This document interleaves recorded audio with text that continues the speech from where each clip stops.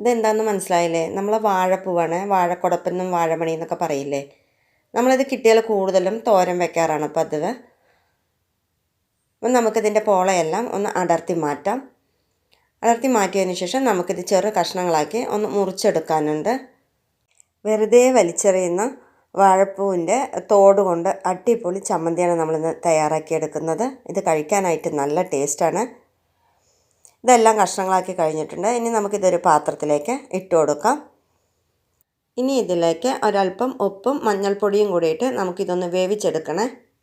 ഈ വാഴപ്പൂവിൻ്റെ പുറമേയുള്ള തോടിലുണ്ടല്ലോ, ഒരു കയ്പ്പ് രസമൊക്കെ വരാനുള്ള സാധ്യതയുണ്ട്. അത് പോയി കിട്ടാൻ വേണ്ടിയാണ് മഞ്ഞൾപ്പൊടിയും ഉപ്പും ഇട്ട വെള്ളത്തിൽ നമ്മളിതൊന്ന് വേവിച്ചെടുക്കുന്നത്.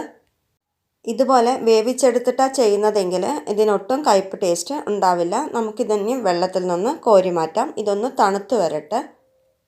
ഇത് തണുത്ത് വരുന്ന സമയം കൊണ്ട് നമുക്കൊരു കുഞ്ഞ് മിക്സ് തയ്യാറാക്കിയെടുക്കാം. അതിനുവേണ്ടി ഞാൻ ഒരു ചീനച്ചട്ടി അടുപ്പത്ത് വെച്ച് കൊടുത്തിട്ടുണ്ട്. അതിലേക്ക് വെളിച്ചെണ്ണയാണ് ഒഴിച്ചു കൊടുത്തിരിക്കുന്നത്.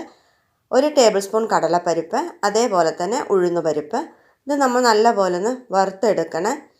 ലോ ടു മീഡിയം ഫ്ലെയിമിലിട്ട് വേണം നമ്മളിത് വറുത്തെടുക്കാനായിട്ട്. ഇനി എരിവിനാവശ്യമായിട്ടുള്ള വറ്റൽമുളക് കൂടെ നല്ലപോലെ വറുത്തെടുത്തതിന് ശേഷം നമുക്കിതൊരു മിക്സിയുടെ ജാറിലേക്ക് ഇട്ട് കൊടുക്കാം. ഇത് അധികം വെള്ളം ചേർക്കാതെയാണ് നമ്മളിത് അരച്ചെടുക്കേണ്ടതായിട്ട്. ഇത് ചേർത്ത് നമുക്ക് ഒന്ന് പൊടിച്ചെടുത്തിട്ട് വരാം. ആദ്യമേ തന്നെ നമ്മളെല്ലാം ചേർത്ത് അരയ്ക്കുന്നതെന്നുണ്ടെങ്കിൽ പെട്ടെന്ന് അരഞ്ഞു കിട്ടില്ല. ഇതിലേക്ക് ഒരു കഷ്ണം ശർക്കര ഇട്ട് കൊടുക്കുന്നുണ്ട്.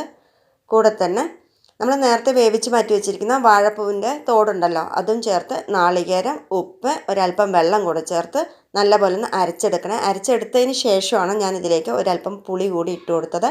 വീണ്ടും നമ്മളൊന്ന് അരച്ചെടുക്കാം.